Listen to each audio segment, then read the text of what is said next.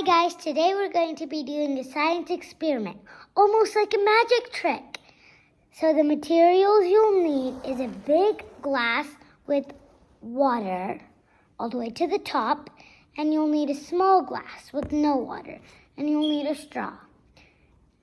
So the spendy part, you're gonna put it inside of the big cup.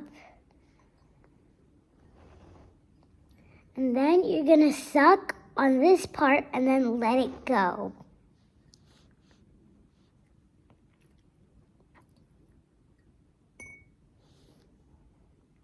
Ta-da! You just made water flow from another cup to another cup, only with the straw. Enjoy, and make sure to share this video with your friends and like and subscribe.